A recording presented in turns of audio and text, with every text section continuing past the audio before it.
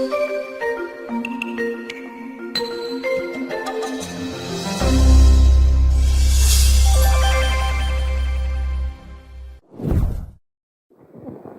Evening everyone.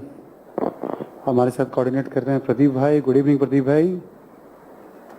बहुत सारे students जुड़ चुके हैं, है ना।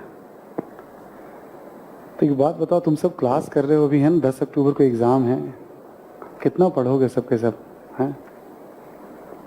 फिर भी कुछ जो बचे हुए कंटेंट हैं जिसको हम एक्सटेंडेड मैटर भी कहते हैं, है ना, और उस पर ज़रा हम बात कर लेते हैं एक बार हम, है ना, कि क्या क्या और इधर कल्चर में नए नए डेवलपमेंट है ना। तो एक जो मई जून का जो मैगजीन है, मई जून जिस पे लिखा हुआ रहता है, मई और जून,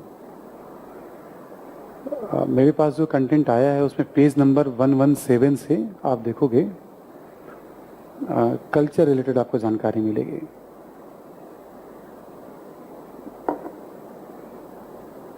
तो बहुत ज़्यादा कुछ खास नहीं है इसमें, फिर भी जो है वो मैं आपको एक बार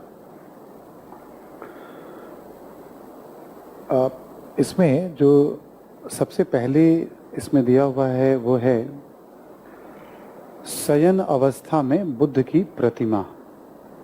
लिख लीजिए आप, शयन अवस्था में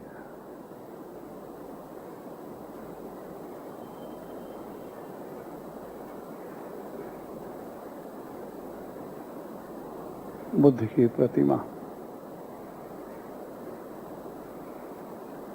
इसमें 3-4 ऐसे इंफॉर्मेशन है जो हमें ध्यान रखने हैं। हमारे नोट्स में बहुत सारी बातें कही गई हैं, बट आप 4-5 बातों को खास करके ध्यान रखिए। आप थोड़ा सा आपको याद होगा जो बुद्ध की मूर्तियां बनती थी गंधार कला में, तो मैंने आपको बताया था 3 होते हैं, या तो बैठी हुई अवस्था में, या स्टैंडिंग पोजीशन में, और या फिर लेटी हुई मूर्तियां, है ना। मोटे तौर पे आप देखोगे जो मूर्तियां बनती हैं उसमें 3 आपको दिखेंगे, या तो बैठी हुई अवस्था में, या खड़ी मुद्रा में, या फिर लेटी हुई अवस्था में, शयन अवस्था में। शयन अवस्था की मूर्तियां कम मिलती हैं। तो इस समय क्या है, बिहार में बोध गया में एक कल्याण मिशन मंदिर करके, वो अभी भारत की सबसे, हम कह सकते हैं, विशाल मूर्ति जो है, मतलब वो बना रहे हैं शयन अवस्था में बुद्ध की प्रतिमा। इसमें पहला पॉइंट लिखें आप, लिखें शयन अवस्था में बुद्ध की सबसे बड़ी प्रतिमा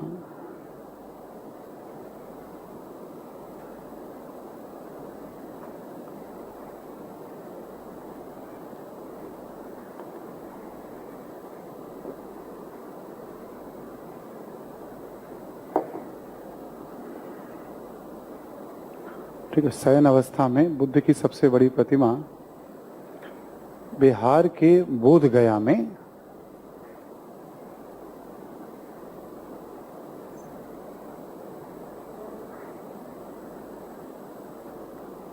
ठीक है निर्मित की जा रही है।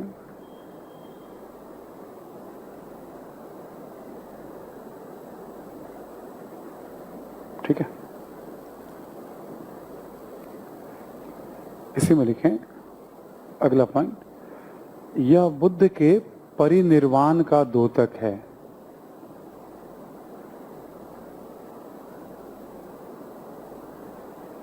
यह बुद्ध के परिनिर्वाण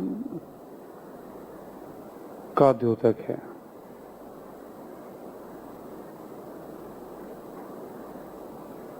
ठीक है, यह बुद्ध के परिनिर्वाण का द्योतक है।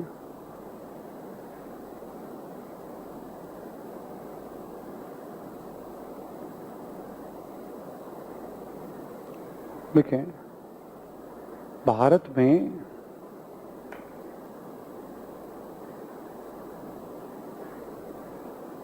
प्राचीन, इस तरह की प्राचीनतम मूर्ति भारत में, इस तरह की प्राचीनतम मूर्ति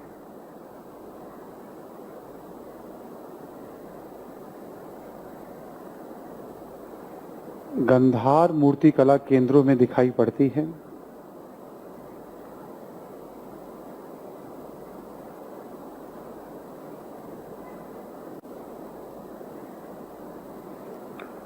गंधार मूर्तिकला केंद्रों में दिखाई पड़ती है।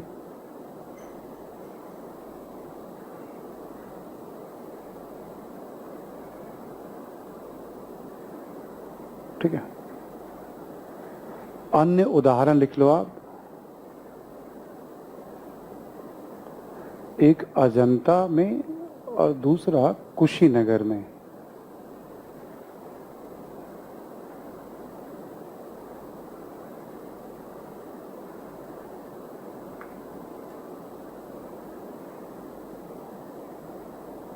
ठीक है, फेमस उदाहरण है ये। अजंता में भी विशालकाय मूर्ति है और कुशीनगर में मूर्ति तो है ही, क्योंकि बुद्ध ने शरीर का त्याग वहीं पर किया था। दाहिनी तरफ जो बुद्ध है लेटी हुई अवस्था में, इसमें तस्वीर भी दी हुई है, हाथ ऐसे रख करके वो सोए रहते हैं बुद्ध, है ना। और एक और लिख लो आप, लिखो विश्व में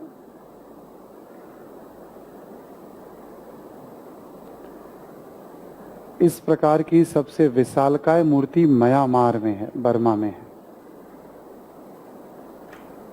विशालकाय मूर्ति म्यांमार या बर्मा में है।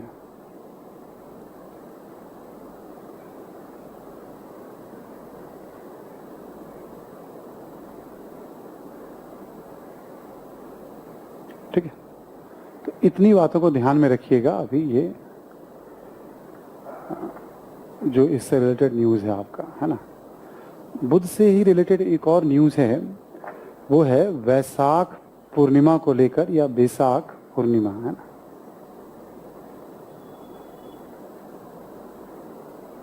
बैसाख पूर्णिमा, है ना, इसको बुद्ध पूर्णिमा भी कहते हैं। ठीक है, जो फुल मून होता है ना, बैसाख महीने में, प्रायः मई के महीने में। ठीक है, तो तिथि के हिसाब से देखा जाए तो इसका महत्व क्या है। एक तो बुद्ध का जन्म, ज्ञान की प्राप्ति और शरीर त्याग।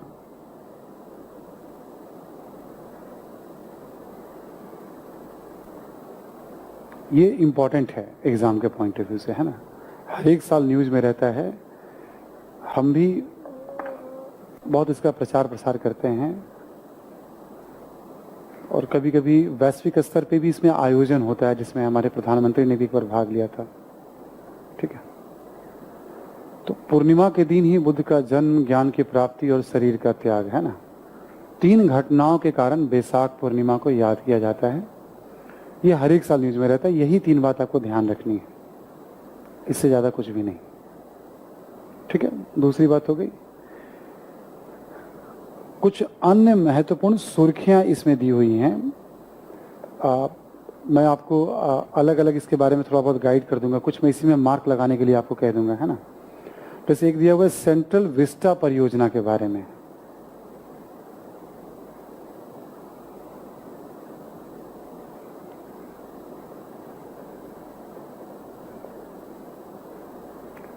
थोड़ी थोड़ी बातें मतलब इसमें ध्यान रखी जा सकती है ना, कुछ कुछ काम की बातें। वैसे तो देखो थोड़ा विवादित है, क्वेश्चन की संभावना इससे बहुत कम है मेरी पॉइंट ऑफ व्यू से। इसमें क्या है कि ये एक तरह का हेरिटेज एरिया है, जहाँ पे अभी नए संसद भवन का निर्माण किया जा रहा है, पीएम आवास, उपराष्ट्रपति का आवास और कुछ कार्यालय वगैरह भी बनाए जा रहे हैं। ठीक है, सेंट्रल विस्टा परियोजना, ये हेरिटेज एरिया पूरा एरिया है ये, है ना।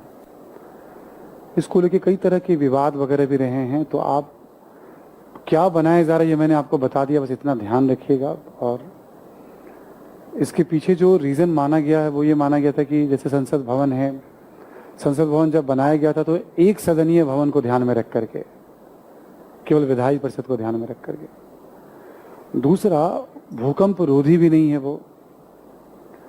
और तीसरा, जैसे 100 साल पूरे हो ही जाएंगे उसके, क्योंकि लुटियंस दिल्ली के बारे में आपको आइडिया होगा, जरूर पढ़ा होगा आपने मॉडर्न इंडिया में। 1927 में संसद भवन, 29 में राष्ट्रपति भवन, ऐसे करके 31 में इंडिया गेट, ये सब बनाए गए थे, है ना। तो बहुत ज़्यादा वक्त है नहीं, 2027 में 100 साल पूरे हो जाएंगे। वैसे भी तो हेरिटेज बिल्डिंग के रूप में हो जाएगा वो हमारा 100 साल पूरे होने पे। वैसे देखा जाए तो कोई गलत नहीं है, मतलब आप इन सब चीज़ों को ध्यान में रखकर भविष्य की योजना बनाकर, है ना, ठीक है, आप करते हैं। तो इसको लेकर के कुछ ना कुछ विवाद चलता रहता है। तो क्या बनाया जा रहा है इसमें? बस संसद भवन, पीएम आवास, उपराष्ट्रपति आवास, कुछ कार्यालय, इतना ही ध्यान में रखिएगा। और कुछ ये सब बातें हैं idea base, but I doubt कि इस पे कोई क्वेश्चन अभी पूछे जाएंगे, है ना। चौथे नंबर पे सुर्खियों में है आपका पांडव लेनी गुफाएं, है ना, त्रिरश्मि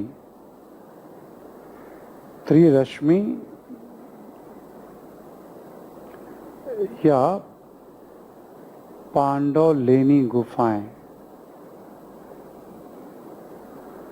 बस जानने वाली बात है कि ये नासिक के पास है ना। एक पॉइंट ये रखिएगा इसमें, नासिक के पास है ना। और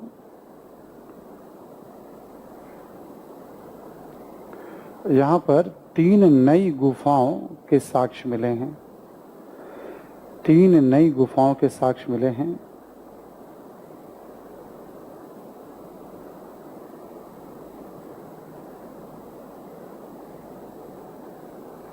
और ये बौद्ध गतिविधियों का केंद्र रहा है।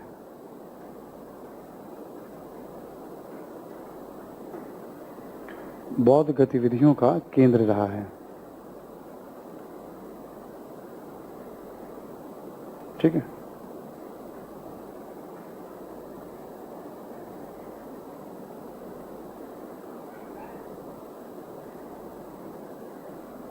ठीक है।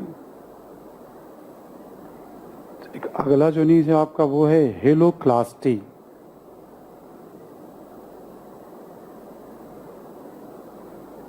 ये थोड़ा इंपॉर्टेंट हो सकता है।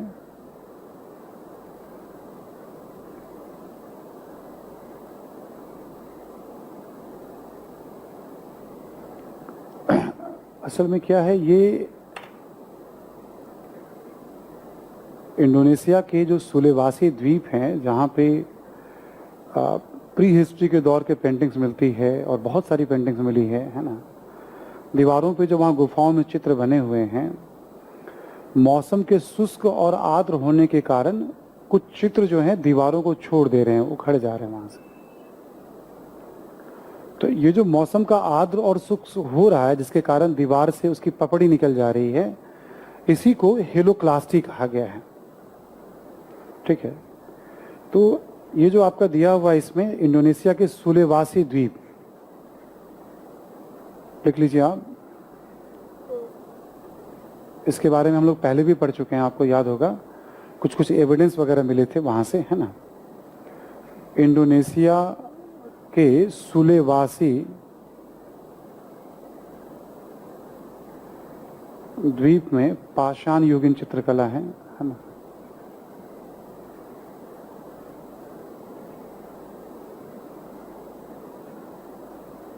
चित्रकला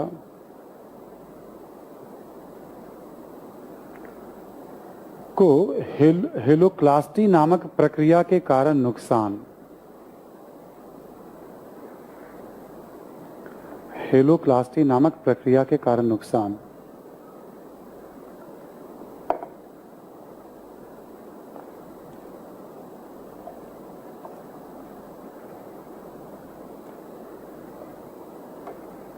ठीक है ना। मौसम में नमी ज्यादा हो गई, फिर शुष्कता आ गई, उससे फिर वो छोड़ रहा है, तो इसको हेलोक्लास्टी कहा गया। तो टर्म है, कभी पूछा जा सकता है, इतना ही है इसमें। एक अगला उल्लेख किया गया है रज पर्व। ये ओडिशा से संबंधित है ना। रज पर्व जो है उड़ीसा से संबंधित है।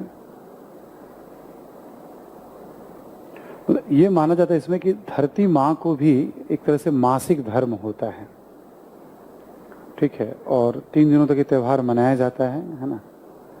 बेसिकली लोग खेती के लिए वहाँ तैयार कर रहे होते हैं, तो इतना ही ध्यान रखिएगा, रज पर्व जो है मतलब एक तरह से पृथ्वी को माता के तौर पे, धरती के माता के तौर पे उनको भी मासिक धर्म होता है, इस सेंस में देखा जाता है। इतना इंफॉर्मेशन रखिएगा इसमें। एक है पुतला नाच।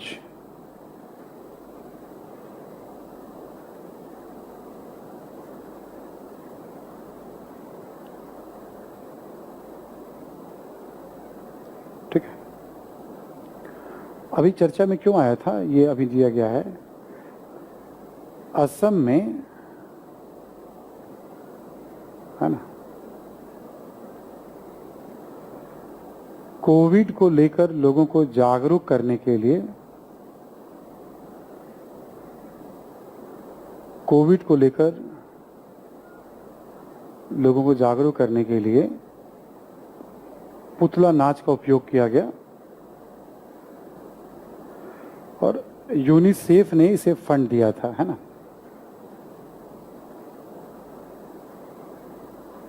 यूनिसेफ ने इसे फंड दिया था। उसमें 3 टाइप दिया हुआ है। ऐसे पुतला नाच के बहुत सारे टाइप्स हैं, याद रखने में कठिनाई होगी, आप बस इतना जानते रहिए कि हाँ इसको यूज किया गया है। मेरा सुझाव यही है ना। और टाइकैथलॉन के बारे में हम पहले भी पढ़ चुके हैं, इसलिए इसमें कुछ खास पढ़ने के लिए नहीं है ना। बस इतना ध्यान रखिएगा, जो टॉयकैथॉन है, टॉयकैथॉन 2021, वो शिक्षा मंत्रालय के द्वारा 5 अन्य मंत्रालयों के समन्वय से आयोजित, ये जरूर याद रखिएगा, टॉयकैथॉन शिक्षा मंत्रालय के द्वारा 5 अन्य मंत्रालय के समन्वय से आयोजित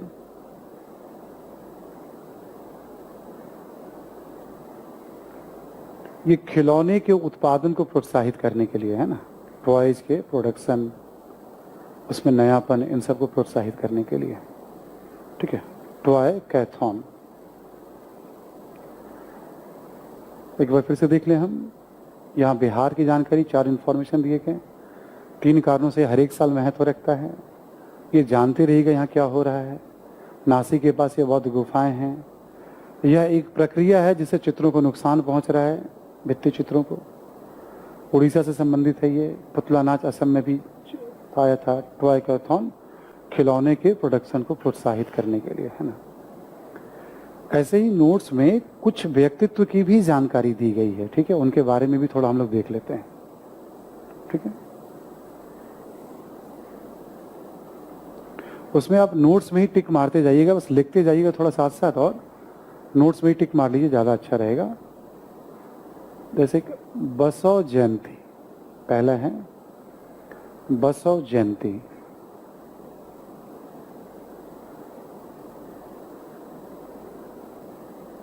है ना। लिख लें आप, लिंगायत संप्रदाय से संबंधित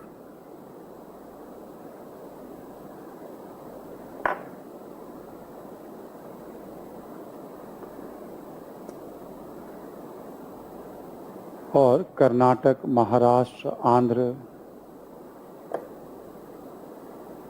में मुख्यतः इसका आयोजन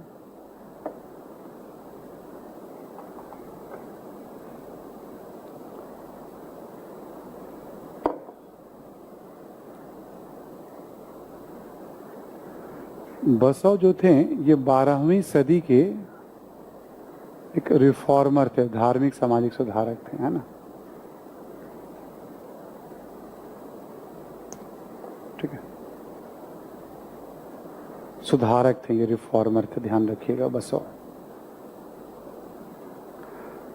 जैसे वीर शैव या लिंगायत के बारे में थोड़ा आइडिया हो आपको, है ना, तो वो शिव को ही अपना आराध्य मानते हैं, लेकिन वो जाति प्रथा, छुआछूत, कर्मकांडों, इन सब किसी भी चीज को नहीं मानते हैं वो, ठीक है, और काफ़ी पुरानी परंपरा है अभी और काफ़ी मजबूत परंपरा है, बहुत बड़ी संख्या में फॉलोअर्स भी हैं इनके, ठीक है, वीर शैव या लिंगायत। बाकी इसमें जो कुछ कुछ फिलोसफिकल बातें दी गई हैं वो पकड़ में आएंगे नहीं आपको, तो इतना ही ध्यान रखिएगा आप, इसको इतना रखने में आपको लोड नहीं लेना पड़ेगा, है ना।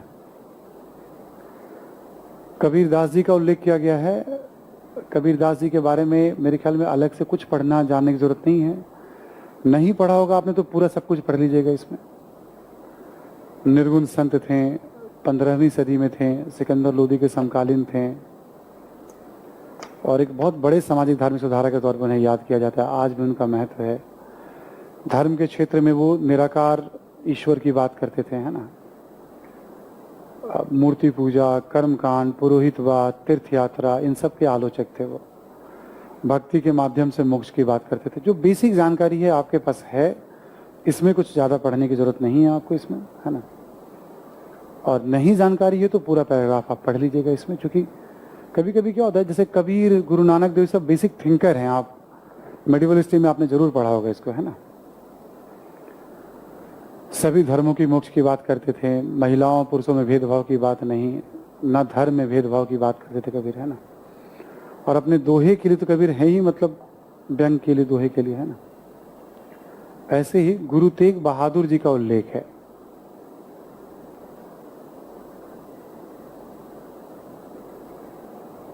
आप सबको आइडिया होगा ही होगा कि सिख संप्रदाय में 10 गुरु जो हैं, और 10 गुरुओं के बाद गुरु ग्रंथ साहिब को ही गुरु मान लिया गया है। तो गुरु तेग बहादुर जी थे 9वें गुरु थे, है ना। और औरंगजेब ने इन्हें फांसी की सजा दी थी।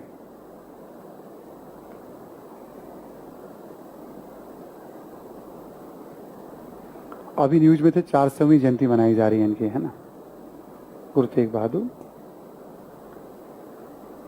1675 में औरंगजेब ने इन्हें फांसी की सजा दी थी, ठीक है। और यही 2 बात ध्यान रखना है, बाकी गुरु ग्रंथ साहब में इनके भी उपदेश हैं, है ना, और इन्हीं के बेटे थे गुरु गोविंद सिंह जी, ठीक है। इसके बाद बंकिम चंद्र चट्टोपाध्याय का, ये इंपॉर्टेंट है बहुत।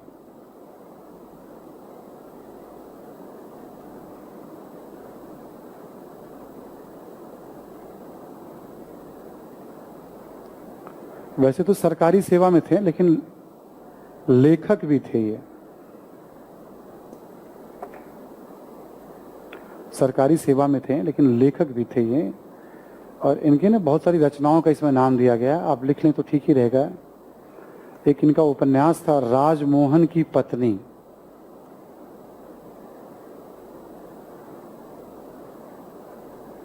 राजमोहन की पत्नी, ठीक है। और एक रचना लिख लें आप आनंद मठ, उसके बारे में तो आप जानते ही हैं, वंदे मातरम और आनंद मठ के बारे में,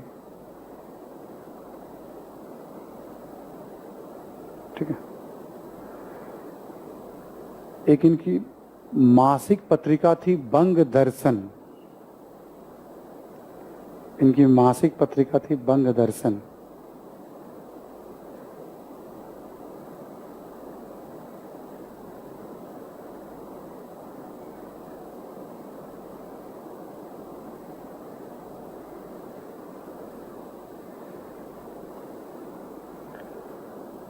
और 2 और इनके पुस्तकों का उल्लेख किया हुआ है इसमें, आप देखेंगे आप, है ना।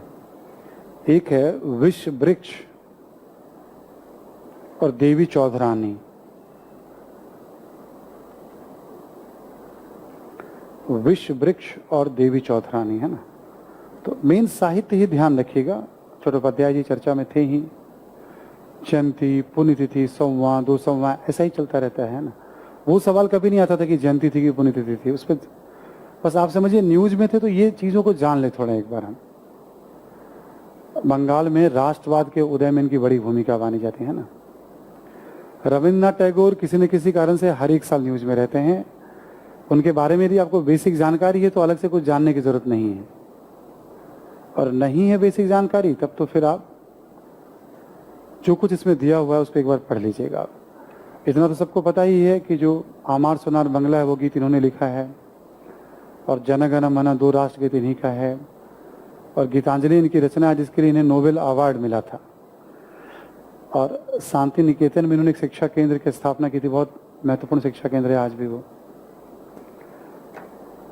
ये कवि तो थे ही, स्वदेशी आंदोलन में भाग भी लिया था इन्होंने, है ना, चित्रकार भी थे, ये संगीतकार भी थे, ठीक है। तो और 13-14 भाई बहन थे, है ना, अलग अलग। सत्येंद्रनाथ टैगोर सिविल सेवा क्वालिफाई करने वाले थे, अमरेंद्रनाथ टैगोर चित्रकार थे, इनके पिता का नाम हो गया देवेंद्र नाथ टैगोर, ब्रह्म समाजी थे वो, है ना।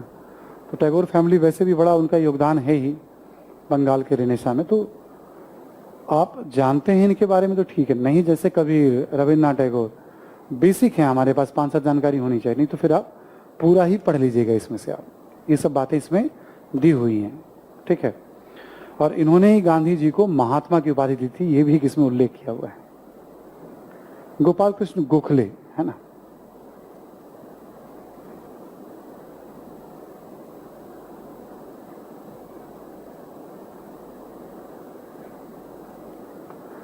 हिस्ट्री में आप देखोगे तो नरमदलीय नेता के तौर पे 1905 में कांग्रेस अधिवेशन की अध्यक्षता की थी। गांधी जी के राजनीतिक गुरु के रूप में दक्षिण अफ्रीका गए थे ये। बहुत अच्छे वक्ता थे, धन के दोहन पे बहुत अच्छी पकड़ थी, इनके व्याख्यान होते थे ना, ये सब बातें सामान्यतः तो इनके बारे में जानकारी दिया हुआ है। आप जितनी भी जानकारी है सब यूजफुल जानकारी है इसमें, है ना, मैं पढ़ दे रहा हूँ, आप इसको। कांग्रेस अध्यक्ष सामान्यतः सबको पता रहता है, 1905 में थे, आप ध्यान रखिएगा। प्रोफेसर के रूप में भी उन्होंने काम किया था, ठीक है। एक इंपॉर्टेंट इसको टिक लगा लीजिए आप, 1905 में सर्वेंट्स ऑफ इंडिया सोसाइटी की स्थापना की थी इन्होंने। 1905 में सर्वेंट्स ऑफ इंडिया सोसाइटी की स्थापना की थी, राष्ट्र सेवा के लिए निस्वार्थ भाव से, ये याद रखिएगा आप। ये पता है ही गांधी जी और जिन्ना दोनों इनको अपना गुरु ही मानते थे एक तरह से, है ना, मार्गदर्शक मानते थे। गवर्नर जनरल परिषद के भी मेंबर थे। एक अंग्रेजी साप्ताहिक द हितवादी निकाला था इन्होंने। गांधी जी ने लिखा था धर्मात्मा गोखले करके इनके बारे में, तो ये जान लीजिएगा, गोखले के बारे में सारी बातें जान लीजिएगा आप जो यहां दिया हुआ है। वीडी सावरकर या विनायक दामोदर सावरकर, है ना,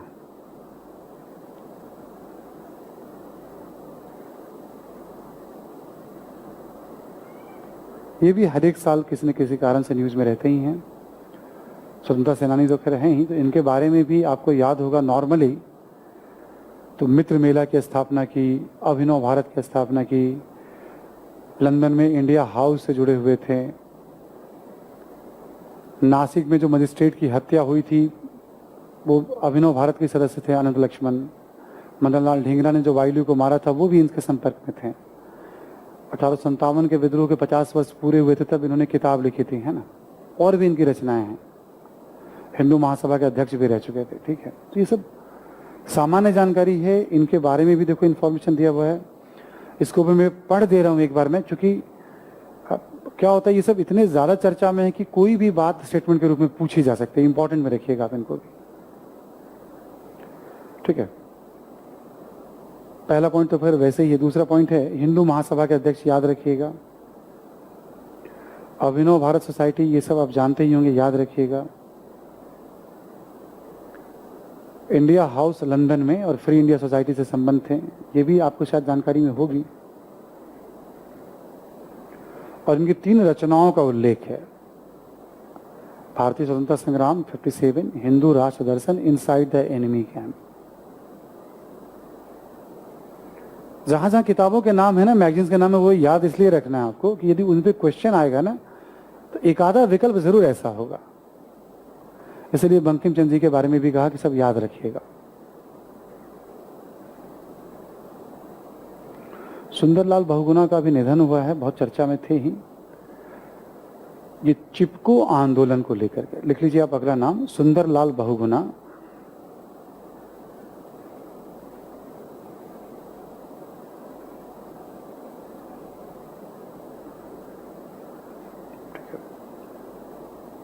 बहुगुणा जी के बारे में लिखिएगा कि ये चिपको आंदोलन से संबंधित थे।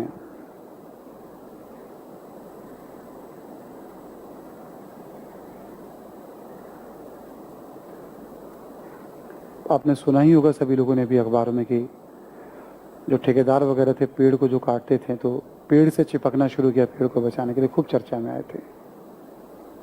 एक टिहरी बांध भी बन रहा था उत्तराखंड में, उसका भी इन्होंने विरोध किया था, ठीक है। और इनको पद्म विभूषण से भी सम्मानित 2009 में किया जा चुका था, सुंदरलाल बहुगुणा को। इनके नाम पे शिक्षा केंद्र वगैरह भी चल रहे हैं। तो चिपको आंदोलन और टिहरी बांध का विरोध किया था, पद्म विभूषण इनको मिल चुका था, अभी निधन हुआ है इनका। एक प्रोफेसर CN राव का उल्लेख किया गया है। इन्हें एक अवार्ड मिला है, पहला पॉइंट देखेंगे आप, energy frontier award.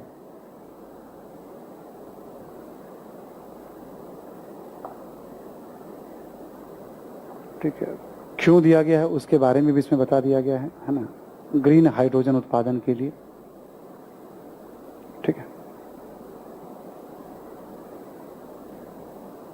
Green hydrogen उत्पादन के लिए, है ना।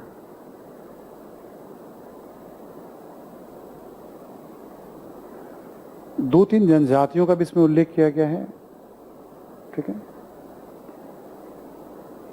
पहला न्यूज देखेंगे अपने मैगजीन में आप, नैनीताल से संबंधित है, उत्तराखंड उच्च न्यायालय जो है वहां पे एक गोविंद पशु विहार राष्ट्रीय उद्यान करके है, ठीक है। उसमें बुग्याल में वन गुर्जरों को अपने ग्रीष्मकालीन वास भूमि में प्रवास करने का अधिकार, ठीक है। एक हाईकोर्ट का डिसीजन आया है, उसमें कहा गया कि भाई जो पशु उद्यान है उसके भीतर वन गुर्जर रह सकते हैं, पर्टिकुलर घास भूमि बुग्याल घास भूमि है, और ये घुमंतु जनजाति समुदाय है, ठीक है। तो राष्ट्रीय उद्यान के भीतर वो रह सकते हैं जो वन गुर्जर हैं, ठीक है। इतना ध्यान रखिए, उत्तराखंड का मामला है। एक बोलाएं, एक हक्की पिक्की ट्राइब्स है, ठीक है। ये भी हक्की पिक्की ट्राइब्स जो है ये भी घुमंतु ट्राइब्स है, यायावर कहते हैं इसको भी, है ना। और अभी कर्नाटक से संबंधित है, उत्तर भारत से कर्नाटक शिफ्ट कर गया है। कहां पे है तो कर्नाटक में। हक्की का अर्थ होता है पक्षी और पिक्की का अर्थ होता है पकड़ने वाला, पक्षी पकड़ने वाला समुदाय है, ठीक है। यूनेस्को ने क्या किया है, इनकी भाषा को लुप्त प्राय भाषा में शामिल किया है। तो हक्की पिक्की ट्राइब्स कहाँ है, जनजाति। हक्की पक्की का दिया हुआ पिक्की का मतलब इनकी भाषा को विलुप्त भाषा की श्रेणी में शामिल किया जा रहा है, लुप्त प्राय भाषा में से एक सूचीबद्ध किया गया है। और ये जो ट्राइब है हर्बल उत्पादों के बिक्री, हर्बल प्रोडक्ट के बिक्री से भी जुड़े हुए हैं, इंपॉर्टेंट है ये, ठीक है। एक और लास्ट में दिया हुआ है, एक लद्दाख में दर्द ट्राइब है जो बौद्ध धर्म को मानते हैं। इतना ही बस जानिए आप इनके बारे में। लद्दाख में एक दर्द ट्राइब है जो बौद्ध धर्म को मानते हैं, ठीक है। तो आप देखोगे अभी जो एक्सटेंडेड मैगजीन है आपका, इसमें सबसे पहले शयनावस्था में बुद्ध की मूर्ति, शयन अवस्था में, उसके बारे में 4-5 जानकारी दी। वैशाख पूर्णिमा के बारे में आपको बताया मैंने, है ना। एक बार रिवीजन करा दे रहा हूं आपको। कुछ इंपॉर्टेंट न्यूज आपको, जैसे सेंट्रल विस्टा प्रोजेक्ट हो गया आपका, प्लेसेस को लेकर के, पांडवलेनी गुफाएं हो गई, इंडोनेशिया के सुलेवासी द्वीप का जिक्र किया, टॉय कैथॉन, पुतला नाच, रज पर्व, है ना। कुछ पर्सनालिटी की बात की हमने, पर्सनालिटी ऑलवेज इंपॉर्टेंट है यूपीएससी में, ऑलवेज। इसमें बंकिम चंद्र के बारे में, वीडी सावरकर, गोखले, रविन्द्रनाथ टैगोर, इनसे संबंधित पूरी जानकारी आपको रखनी है। कबीर, बसव, है ना, ये सब पर्सनालिटी, गुरु तेग बहादुर, ठीक है। तो ये 7-8 पर्सनालिटी के बारे में आपसे उल्लेख किया। और एक दर्द ट्राइब है लद्दाख में, एक वन गुर्जर है उत्तराखंड में, और एक मैंने अभी आपसे बात की हक्की पिक्की कर्नाटक में, ठीक है। तो ये एक मैगजीन का हिस्सा था जो कवर कर लिया गया आपका। एक और मैगजीन का पार्ट है, उसके बारे में बात कर लें आपसे हम।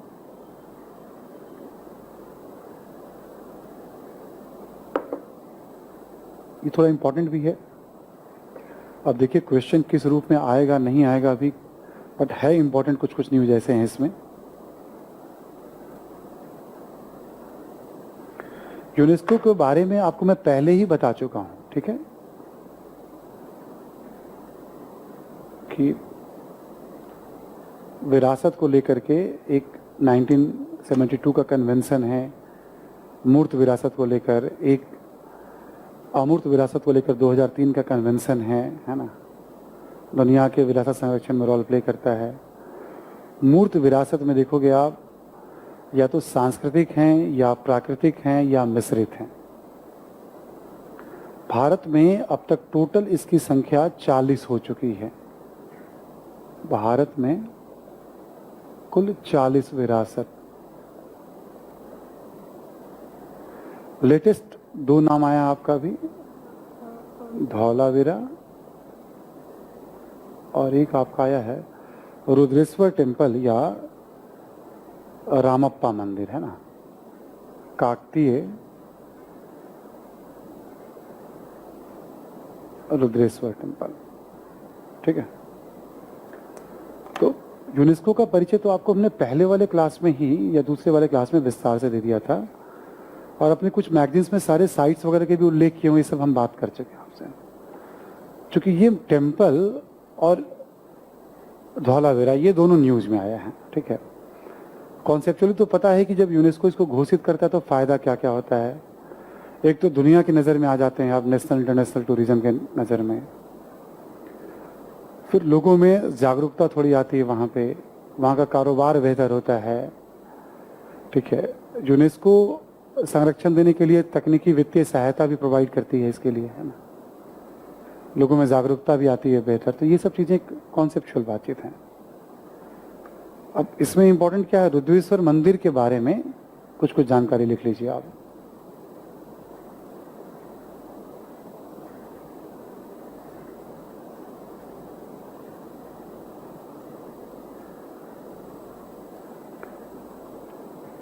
पहला लिखें आप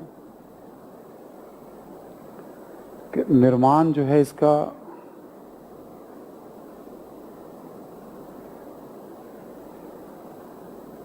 काकतीय वंश के बारे में आप सब जानते होंगे, है ना। मैं ऑलरेडी थोड़ा बहुत आइडिया आपको दे चुका हूं, या आप सबको पता होगा कि भाई कल्याणी के चालुक्यों के बाद महाराष्ट्र में देवगिरी के यादव, वारंगल के काकतीय और द्वार समुद्र में होयसल, 3 राजवंशों ने स्वतंत्र राज्य की स्थापना की थी। तो निर्माण जो हुआ था इसका, काकतीय शासक गणपति के काल में, काकतीय शासक गणपति के काल में 13वीं सदी कर लीजिएगा, है ना, गणपति के काल में सेनापति रुद्र के द्वारा कराया गया।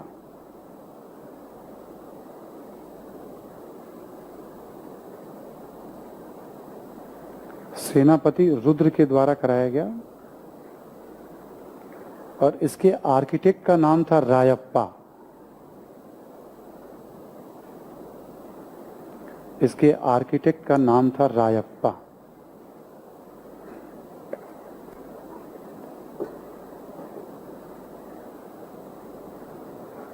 यहाँ हूं ना, ठीक है।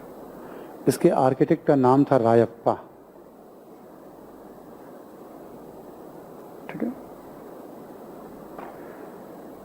इसकी खास बात क्या क्या है वो जरा आप लिख लें आप, है ना। एक लिखें आप, तारे के आकार, स्टार शेप, तारे के आकार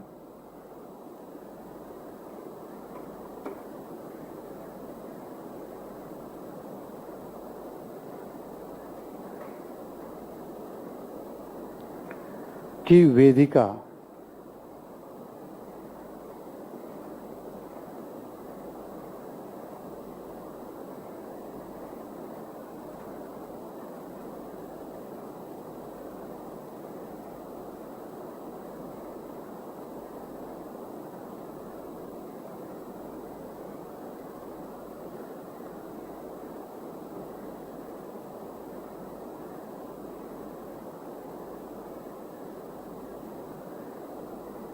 तारे के आकार की वेदिका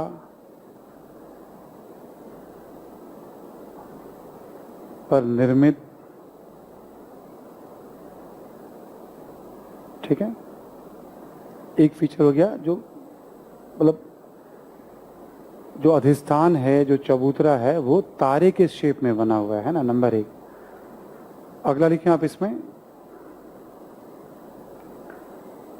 लिखें आप, जो इसका ऊपर का हिस्सा है मंदिर का, ठीक है, जो शिखर वाला हिस्सा है, वो झरझरा ईंटों से बना है। लिखिए आप,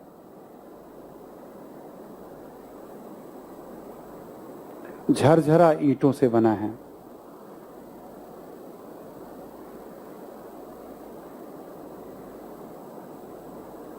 ठीक है, झरझरा ईंट कहने का मतलब इसमें समझाया गया आपके नोट्स में कि बबूल की लकड़ी, भूसी और हरड़ एक पौधा होता है और मिट्टी से मिला करके बनाया जाता है। ये ईंट पानी में तैर सकते हैं, तो एक खास बात हो गई। दूसरा, झरझरा ईंट से इसका हिस्सा बना हुआ है। तीसरा, आप एक और लिखें आप इसमें, इसके न्यू में सैंड बॉक्स, रेत का बड़े पैमाने पे यूज किया गया है।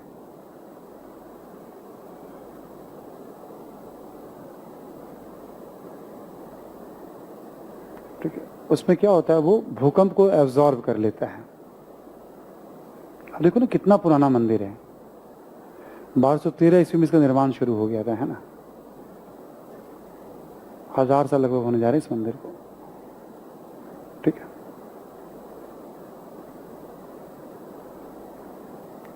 तो इसकी ना निर्माण करता हो गया, अवधि हो गई, क्या खास बात है, मतलब 2-3 बातें हमने बताई आपको।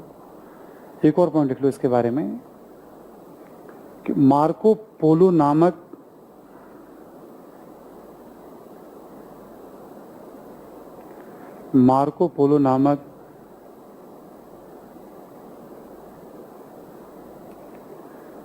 इटालियन यात्री ने इसका उल्लेख किया।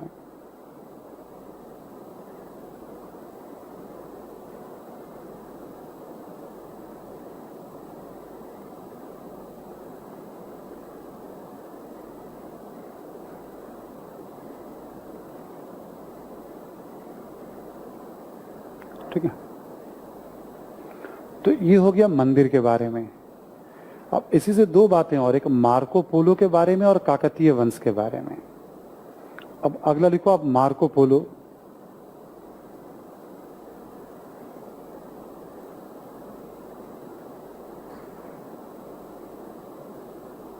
इसके बारे में लिखो आप,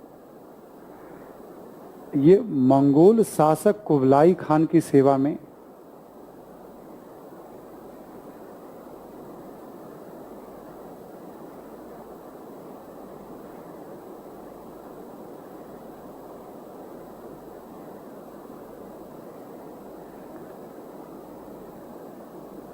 कौमा 13वीं सदी के अंतिम दशकों में भारत की यात्रा,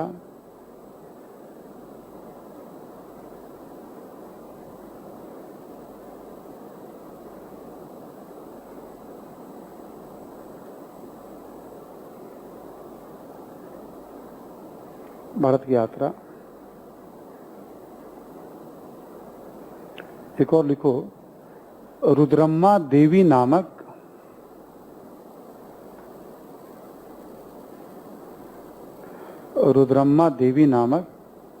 शासिका की तारीफ।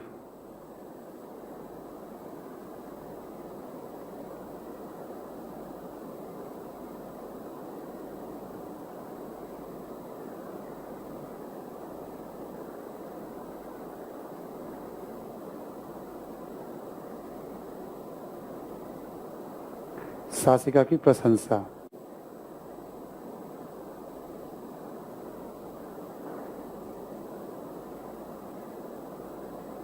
ठीक है,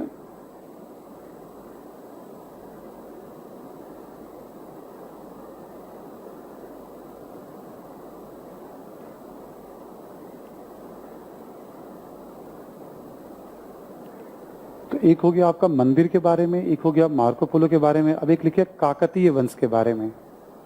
दो चार पॉइंट लिख लीजिए आप लोग, है ना।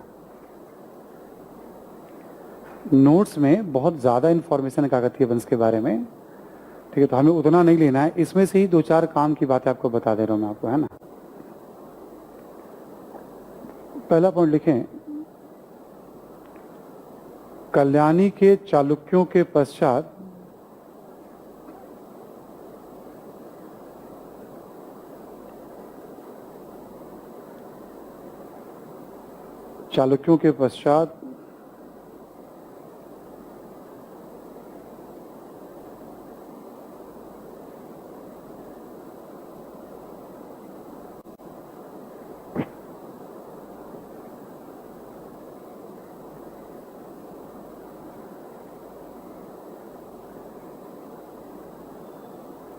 ठीक है ना। चालुक्य के पश्चात वारंगल को केंद्र बनाकर स्वतंत्र राज्य की स्थापना की।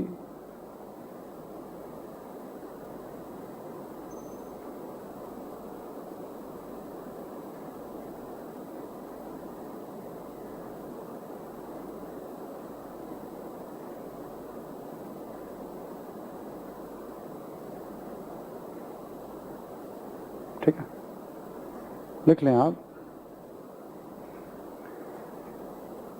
प्रोलराज द्वितीय संस्थापक था इसका, है ना।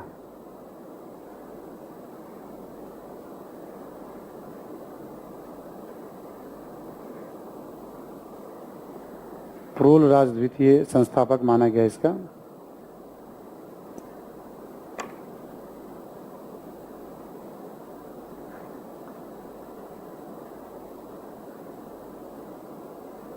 ठीक है, एक और लिखें आप, गणपति देव की पत्नी रुद्रम्मा देवी ने भी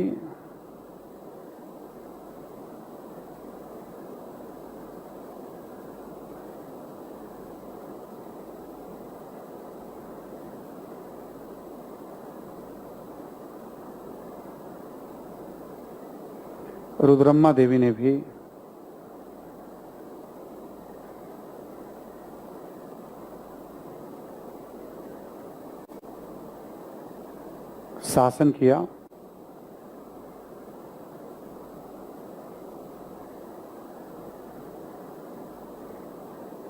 ठीक है, तो शासन किया है मतलब अभी जिनका उल्लेख कर रहे थे हम लोग, तो कभी महिला शासिका का नाम, राजनीति में और कुछ आपको लेने की जरूरत नहीं है। मंदिर में जैसे हम मंदिर स्थापत्य की बात करें हम लोग, तो वो जो बताना था आपको मैं पहले बता चुका हूं, एक मंदिर की चर्चा हो गई है अभी, है ना। कुछ साहित्य का ये लोग तेलुगु साहित्य को संरक्षण देने वाले थे, है ना। तो इसमें राजनीति में और जानकारी है, मंदिर के बारे में और जानकारी है, जस्ट ऐसे पढ़ के निकल जाइएगा आप। एक इंपॉर्टेंट जानकारी जो लिख लीजिए आप इसमें नोट करके आप,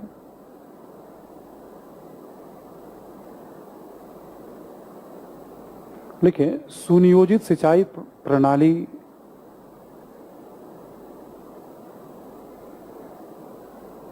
की परंपरा को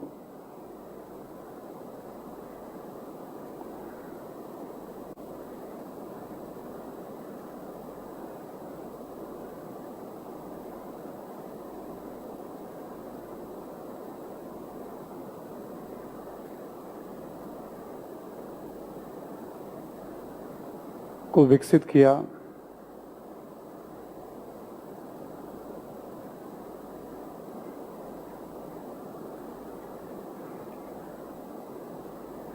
इसी में लिखें, तेलंगाना सरकार ने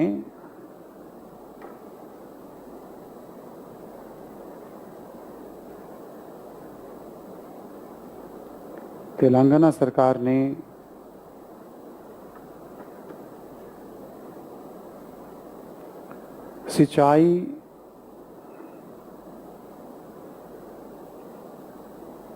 और जलाशय के नेटवर्क को विकसित करने के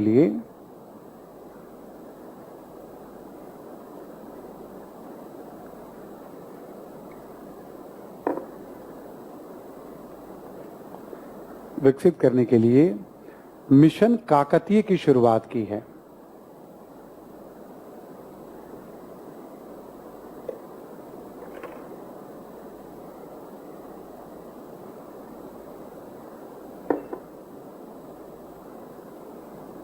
ठीक है, तो ये 2-3 बातें आप वैसे ध्यान रखिएगा, इससे ज़्यादा मेरा सुझाव नहीं है इसके ऊपर कि आप, ठीक है, बाकी इन्फॉर्मेशन तो बहुत सारे दिए गए हैं नोट्स में, बट जो पहली नज़र में मुझे लगा कि ऑब्जेक्टिव के लिए आपको क्या क्या ध्यान रखना है इसमें, तो वो धौलावीरा के बारे में वैसे भी आप बहुत कुछ जानते हैं और जो जानते हैं वो पर्याप्त है। फिर भी चूंकि अब शामिल कर लिया गया है तो 2-4 इन्फॉर्मेशन थोड़ा बढ़ भी जाए तो कोई बुराई नहीं है, है ना। कहाँ स्थित है ये? गुजरात के कच्छ क्षेत्र में खादीर द्वीप पर। गुजरात के कच्छ क्षेत्र में खादीर द्वीप पर 1968 में जेपी जोशी, 1968 में जेपी जोशी ने इस स्थल की खोज की थी, धौलावीरा की।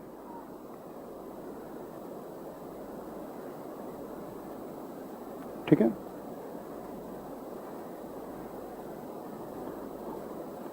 धौलावीरा से आपको हड़प्पा पूर्व,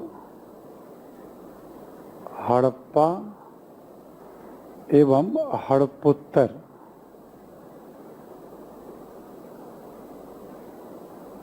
संस्कृति की जानकारी मिलती है, यानी प्री हड़प्पा, मैच्योर हड़प्पा और पोस्ट हड़प्पा तीनों की जानकारी मिलती है।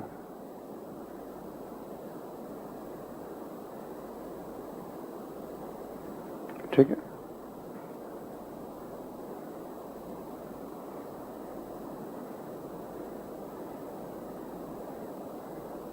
जानकारी मिलती है। अब हड़प्पा कालीन यदि बात करोगे तो यहाँ नगर नियोजन की खास बात क्या है?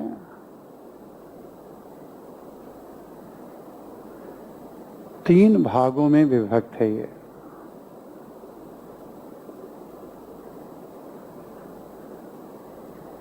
उत्तर, मध्य और दक्षिण, है ना। किलेबंदी यहां पर भी है। ठीक है,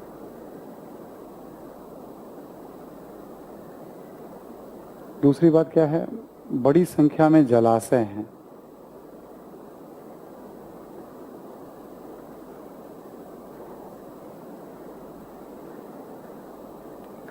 एक व्यापक साइन बोर्ड,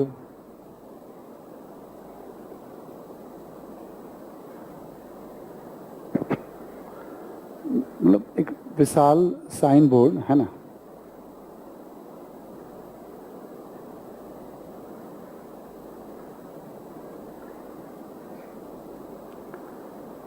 पत्थरों से निर्मित कुछ कुओं का भी साक्ष्य मिलता है।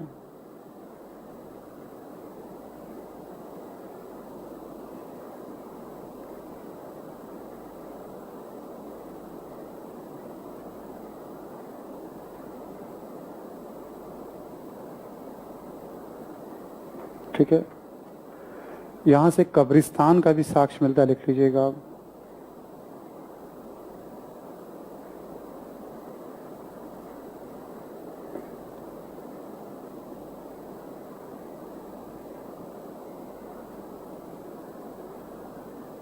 कब्रिस्तान का भी साक्ष्य मिलता है। एक और लिखेंगे आप, भवनों के निर्माण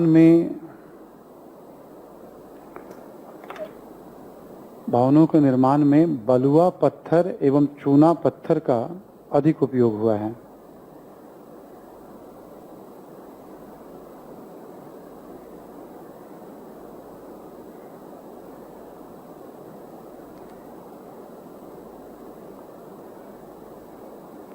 चूना पत्थर और बलुआ पत्थर का।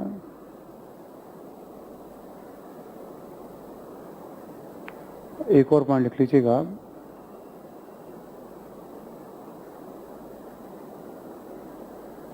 यहां से मैदान या स्टेडियम भी कह सकते हैं आप उसको, मैदान का साक्ष्य,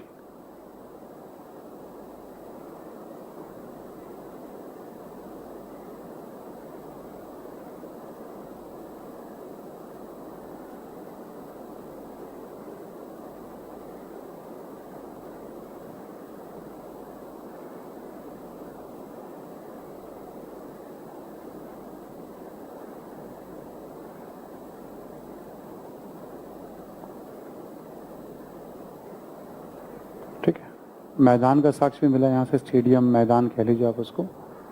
और लिख लीजिए 9 अलंकृत द्वार।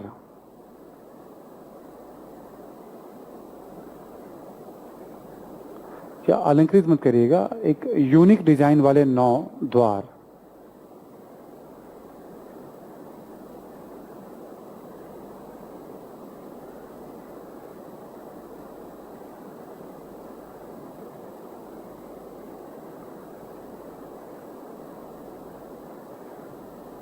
ठीक है, तो वैसे तो 2-3 बातें हम लोग वैसे भी जानते हैं, शिल्प वगैरह का है, बंदरगाह शहर सब थे, ये सब है ना। लेकिन अब जब इसको ले लिया गया है तो हमने कहा 2-4-5 इन्फॉर्मेशन आपके और नोट्स में और अधिक दिए गए हैं, बट इतना ध्यान रख सकते हैं तो रखिएगा इसको जरूर, है ना। ये दोनों तो हमेशा के लिए इंपॉर्टेंट है, मतलब आगे किसी भी साल क्वेश्चन आए, ऐसा नहीं किसी साल, इसके आगे वाले साल भी प्रश्न पूछे जा सकते हैं।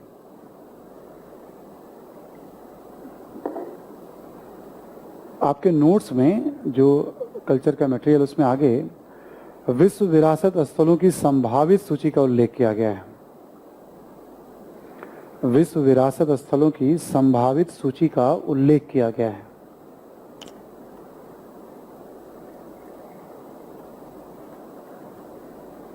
ललित जरा यार इसको भी बंद करवाना जरा, इसी को, इससे हो जाएगा क्या बंद? ठीक है,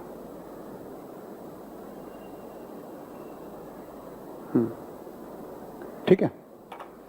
संभावित सूची में पहला जो नाम दिया गया है वाराणसी के जो घाट हैं उसका नाम दिया गया है। पहला जो नाम दिया गया है वाराणसी के घाट का नाम दिया गया है संभावित सूची में। ठीक है, अब सबको जानकारी है ही, वैसे तो वहां पे 84 घाटों का उल्लेख मिलता है अपने आप में बड़ा यूनिक।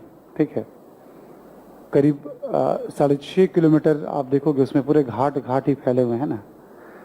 और मत्स्य पुराण में भी 5 घाटों का उल्लेख है, 80 घाट, दशाश्वमेध घाट, मणिकर्णिका घाट, पंचगंगा और आदिकेशव, है ना, ऐसे घाटों का उल्लेख है। हालांकि इन घाटों पे मुझे भी जाने का मौका मिला है, बट मणिकर्णिका मुझे ध्यान है, 80 पे तो अक्सर एक बार मौका मिला था तो मैं भी जाया करता था। और दशाश्वमेध भी ध्यान है हमें, है ना, मतलब ये जो घाट है, ठीक है, ये भी ध्यान है हमें, है ना। यहाँ आप मार्क करिएगा, इसको लिखने की अब जरूरत नहीं है, अब आप मार्क कर लीजिएगा संभावित सूची करके आप। ठीक है, वाराणसी के प्रतिष्ठित घाट, ठीक है, उसमें एक ध्यान रखिएगा 84 घाट हैं। मत्स्य पुराण में किन 5 घाटों का उल्लेख है उसमें ध्यान रह जाए तो अच्छी बात है ना। और 2 बातें इसमें और ध्यान रखिएगा, वैसे भी आपको याद होगा, भगवान बुद्ध ने पहला उपदेश सारनाथ में ही दिया था। ठीक है, और आपको याद होगा कि जो 23वें तीर्थंकर थे पार्श्वनाथ, उनका संबंध भी बनारस से ही था। ठीक है, और बनारस की जब बात आती है तो काशी की चर्चा होती है। 16 महाजनपदों में काशी का उल्लेख मिलता है ना, 16 महाजनपदों का जब नाम लेते हैं, काशी की राजधानी वाराणसी थी, है ना, वहां भी उल्लेख मिलता है। ठीक है, कुछ कुछ चीजें आज के संदर्भ में देखा जाए तो बनारसी साड़ी के लिए बहुत फेमस है, कुछ कुछ और उत्पादों के लिए फेमस है ना। और बाबा विश्वनाथ की नगरी के कारण अलग से उसका अपना एक महत्व है। तो रिलेटेड बातों पे भी थोड़ी जानकारी रखनी है, बट मेन है घाट, वो ध्यान रखना है आपको। ठीक है, एक संभावित लिस्ट में दिया हुआ कांचीपुरम के मंदिर, तमिलनाडु में पड़ता है। इंटरेस्टिंग जानकारी इसमें दी हुई है, कांचीपुरम में कभी 1000 मंदिर थे, आज 126 मंदिर, जिसमें 108 शैव और 18 वैष्णव। कांचीपुरम कहां पड़ेगा? तमिलनाडु में, वेगावती नदी के तट पर। तमिलनाडु में वेगावती नदी के तट पर। ठीक है, किस राजवंश का शासन रहा है बताने की जरूरत नहीं। यहाँ पे पहले पल्लवों का रहा है, फिर चोलों का रहा है। पल्लवों के समय ही द्रविड़ स्थापत्य में मंदिरों का निर्माण हुआ था। इसमें से 11 मंदिरों को इसमें डाला गया है, मतलब कांचीपुरम के, जिसमें कुछ मंदिरों का इसमें नाम दिया गया है। कैलाशनाथ मंदिर, ये आप भी जानते हैं, नरसिंह वर्मन या राज सिंह प्रथम ने बनवाया था। ठीक है, कैलाशनाथ मंदिर बहुत फेमस मंदिर है ये।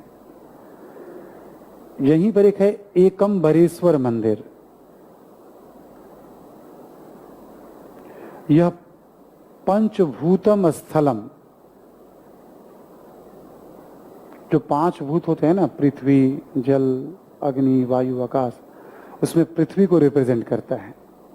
उस पर्पज से मंदिर बनाया गया है।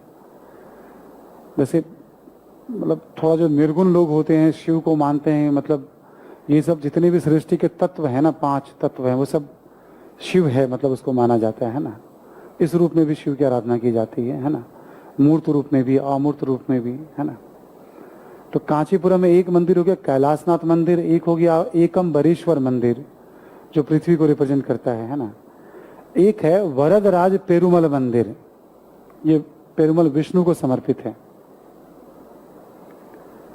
एक और है उलगलंदा पेरुमल मंदिर। 4 मंदिरों का यहां नाम दिया हुआ है। ठीक है, तो कांचीपुरम के चारों मंदिर हैं। संस्थापक का नाम केवल पहले वाले का ध्यान रखिएगा, बाकी ध्यान रह जाए कि यहाँ एक कांचीपुरम के मंदिर हैं तो ठीक है। एकम्बरेश्वर तो रख लीजिएगा, बाकी कांची भी रेशम के काम के लिए बड़ा फेमस। ठीक है,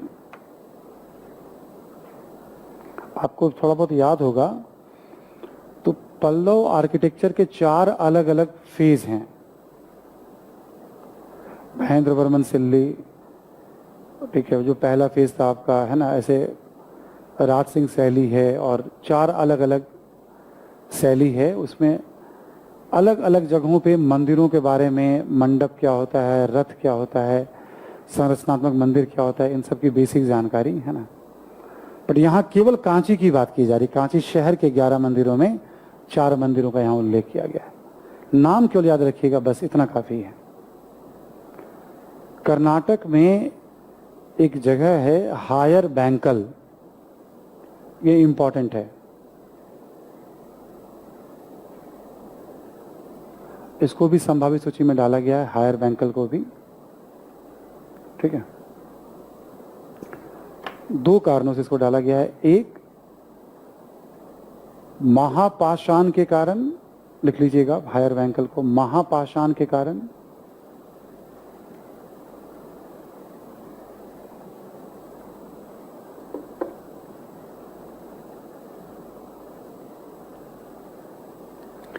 महापाषाण के कारण,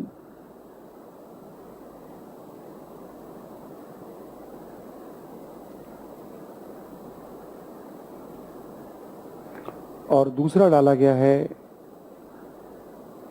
पाषाण युगीन चित्रकला के कारण।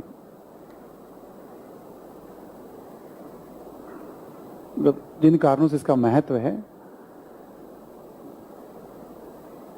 मेगालिथ के बारे में आप सब जानते होंगे कि लंबे समय तक दक्षिण भारत में और देश के अलग अलग हिस्सों में शव को पत्थरों से ढककर दफनाने की परंपरा। जैसे कई बार पत्थरों का घेरा बना दिया गया है, 2 पत्थर बना के ऊपर से एक पत्थर रख दिया गया है, सिंगल पत्थर रख दिया गया है ना। इन सब के अलग अलग नाम दिए गए हैं, जैसे सिस्ट ब्यूरियल, है ना, मेनहीर, गोल्डमैन, ऐसे करके बहुत सारे नाम दिए गए। नाम में मत जाइएगा आप, पीछे भी हमने 1-2 बातें बताई हैं इस तरह की। बस ये जगह है कर्नाटक में, ये 2 बातों को लेकर ध्यान में रखिएगा। मेगालिथ के एविडेंस मिलते हैं हमें यहाँ से, और चित्रकला के एविडेंस मिलते हैं यहाँ से। मध्य प्रदेश में एक जगह है भेड़ा घाट।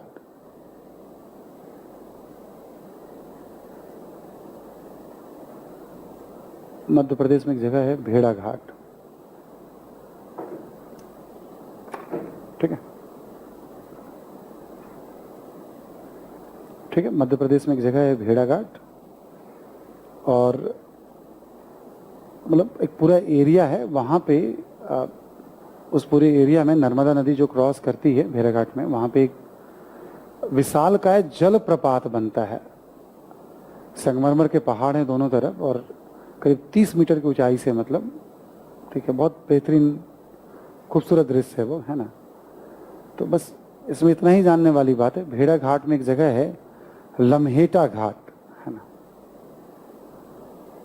और वहीं पे जो धुआंधार जलप्रपात है आपका, है ना, नर्मदा नदी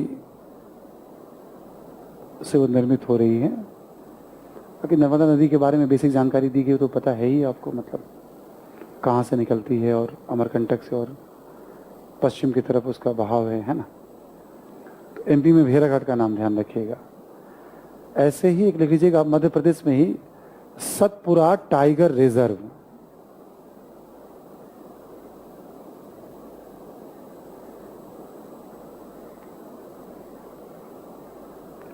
सतपुरा टाइगर रिजर्व, ये मध्य प्रदेश का पहला बायोस्फीयर रिजर्व है, ठीक है।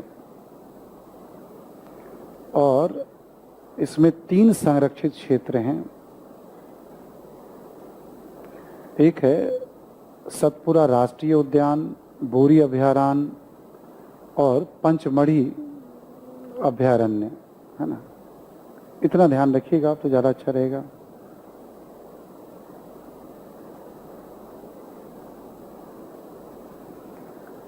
तो प्राकृतिक महत्व के साथ साथ इसका लिख लीजिएगा आप, मतलब इसका क्या है, प्राकृतिक महत्व भी है और पाषाण युगीन भित्ति चित्र भी मिलते हैं यहाँ से। यहाँ से पाषाण युगीन भित्ति चित्र के भी साक्ष्य मिलते हैं, ठीक है। पाषाण युगीन भित्ति चित्र के भी साक्ष्य मिलते हैं। एक बहुत इंटरेस्टिंग है, शायद इस पे सवाल कभी आ भी जाए, लिख लेंगे आप नेक्स्ट नाम, मराठा सैन्य स्थापत्य कला।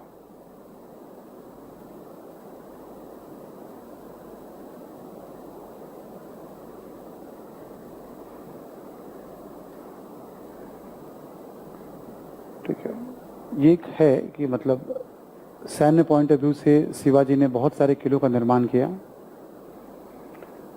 ठीक है, और उसको भी विरासत सूची में शामिल करने की बात है। इंटरेस्टिंग है, यहाँ पे 3 किलों का उल्लेख किया गया, आप इसको याद रख सकते हैं तो जरूर रखिएगा।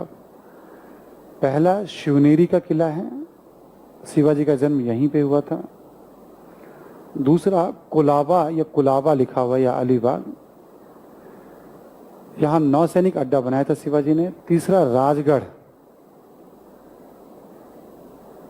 ठीक है,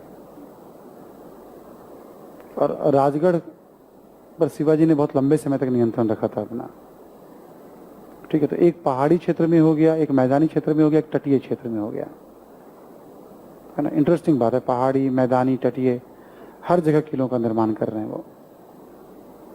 तो उसको मतलब उन स्थापत्य को भी विरासत में। एक और इंटरेस्टिंग है, ये भी याद रख सकते हैं आप, शांति निकेतन पश्चिम बंगाल,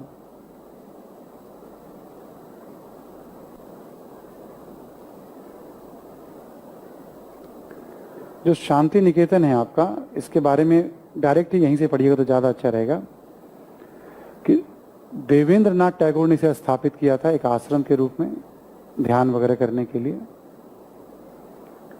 और यहीं पर विश्वविद्यालय की स्थापना जो है, विश्व भारती विश्वविद्यालय की स्थापना रविन्द्रनाथ टैगोर ने की थी 1921 में। अभी 100 साल पूरे हुए हैं तो बहुत ज़्यादा चर्चा में है ये, ठीक है। पीछे मैंने आपको कराया भी होगा किसी और क्लास में भी, जहाँ सहयोग की बात कर रहे थे हम लोग, 100 साल पूरे हुए, है ना। स्थापना देवेंद्रनाथ टैगोर ने की थी ध्यान वगैरह के लिए। यहीं पर विश्व भारती विश्वविद्यालय की स्थापना की थी रविन्द्रनाथ टैगोर ने, ठीक है। एक तरह से प्राकृतिक परिवेश में शिक्षा देने के लिए और ब्रिटिश शिक्षा प्रणाली के प्रतिक्रिया में। तो ये इंटरेस्टिंग है, ये जानते रहिएगा।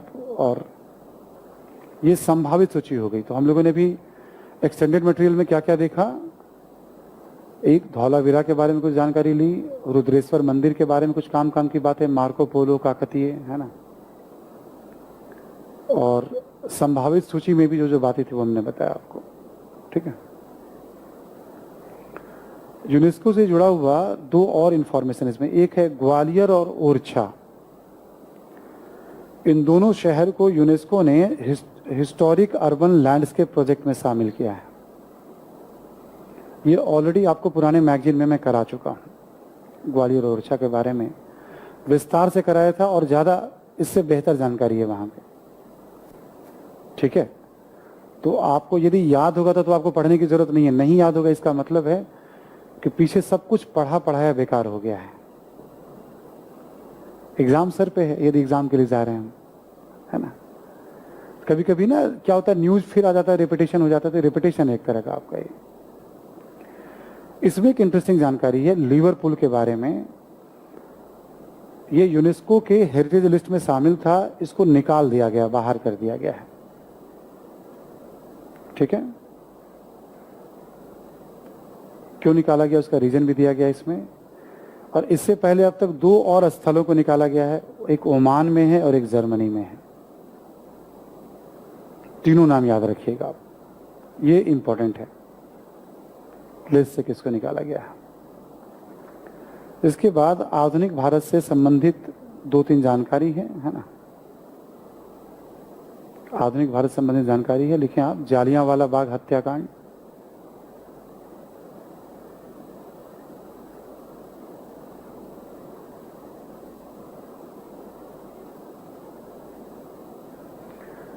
पहले आपको जालियांवाला बाग हत्याकांड के बारे में वैसे ही बता दूं मैं आपको, लिखने की जरूरत नहीं है, अब हर स्टूडेंट्स को आइडिया है। 13 अप्रैल 1919 को वैसाखी के दिन, है ना, जालियांवाला बाग एक मैदान है, उसमें एक संकड़ा प्रवेश द्वार था, वहां पे हजारों की संख्या में लोग उपस्थित थे। उपस्थित होने का कारण क्या था, एक तो दो कांग्रेसी नेताओं को गिरफ्तार किया था, उसके विरोध स्वरूप सत्यपाल और सैफुद्दीन किचलू, और कुछ त्योहार के कारण भी एकत्रित हो गए थे। इससे पहले रॉलेट सत्याग्रह की गांधी जी ने शुरुआत कर दी थी, और रॉलेट सत्याग्रह के दौरान पंजाब में जब विरोध किया जा रहा था, सरकार ने जब सख्ती बरती थी, तो पंजाब में, अमृतसर वगैरह में काफी हिंसा हुई थी। उस हिंसा में कुछ निर्दोष ब्रिटिश महिलाएं और बच्चे भी मारे गए थे, वो भी गलत था।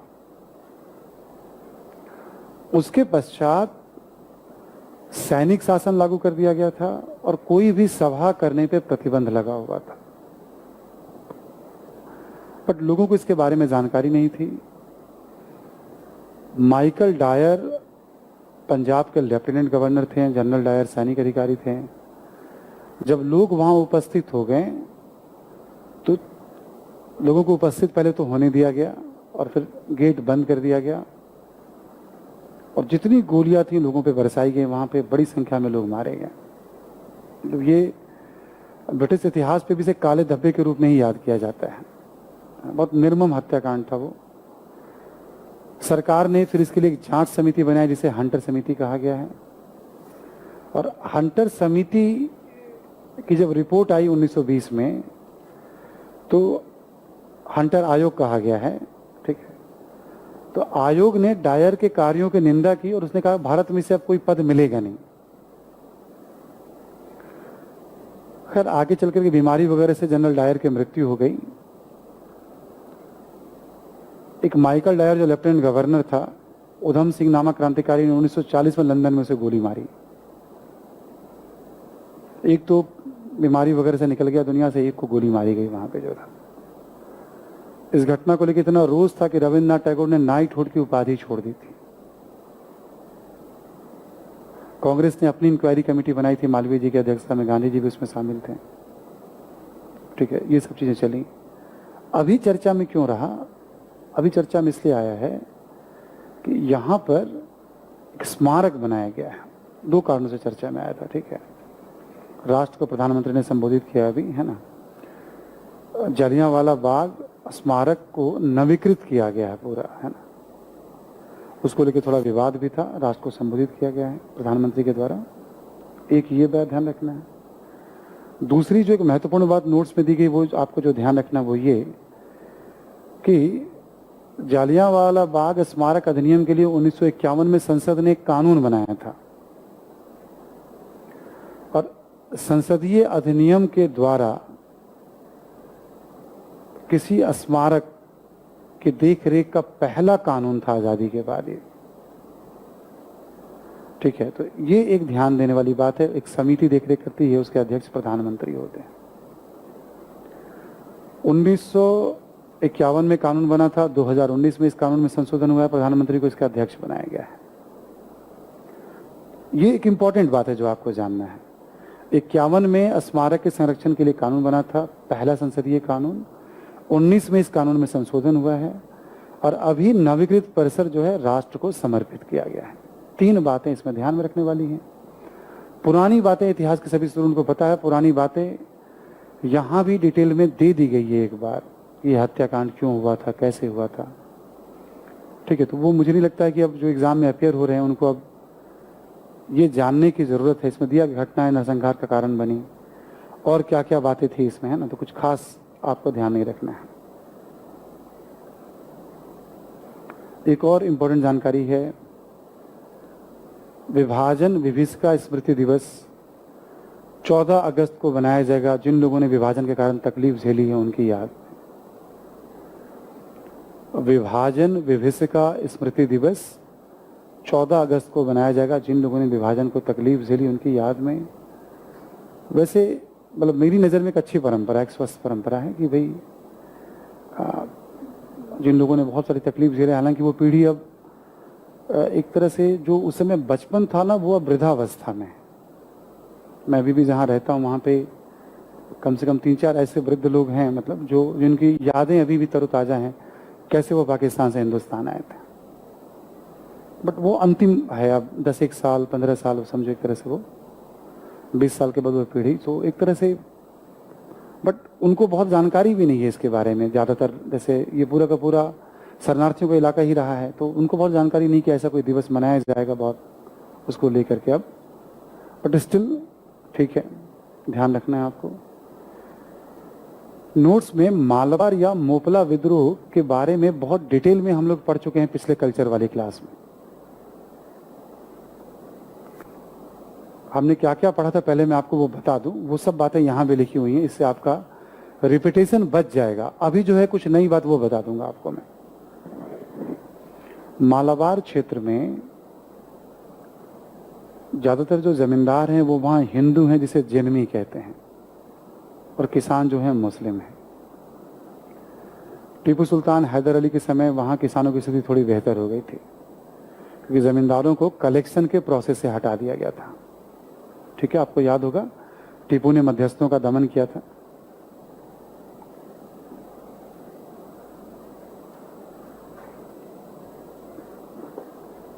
अंग्रेजों का जब इस क्षेत्र पर नियंत्रण हुआ, जमींदारों की स्थिति मजबूत हुई, कि अंग्रेज हर जगह जमींदारों के दम पे ही रेवेन्यू कलेक्ट किया करते थे। एक तरफ सरकार ने रेवेन्यू अधिक लिया, दूसरा जमींदारों का शोषण पड़ा। तो यहाँ जो सबसे महत्वपूर्ण कारण था, मोपला क्षेत्र में, मालाबार क्षेत्र में जो मोपला किसान है वो शोषण, जमींदार और किसानों के बीच संघर्ष, ये सबसे महत्वपूर्ण कारण था। एक दूसरा कारण क्या था कि धीरे धीरे जब राष्ट्रीय आंदोलन आगे बढ़ा तो यहां पर खिलाफत समिति बनाई गई थी। खिलाफत आंदोलन के दौरान यहां सक्रियता देखी गई और कांग्रेस के कुछ नेताओं, जिसमें गांधी जी ने भी यहाँ की यात्रा की, तो लोगों में काफी राजनीतिक उत्साह भी देखा गया। तीसरा क्या देखा गया कि आंदोलन के दौरान सरकार ने जब सख्ती बरती, एक आधा मस्जिद पे छापेमारी हुई, कुछ नेताओं को गिरफ्तार किया गया, तो ये अहिंसक आंदोलन हिंसक हो गया और सांप्रदायिक दंगे का रूप धारण कर लिया। सरकार ने सख्ती बरती कुछ समय के लिए, तो मोपला समानांतर सरकार बना लिया गया था वहां पे एक हाजी नामक नेता के द्वारा। बाद में सरकार ने सख्ती बरती, वो सरकार समाप्त कर दी, फिर से अंग्रेजों का कंट्रोल यहां हो गया।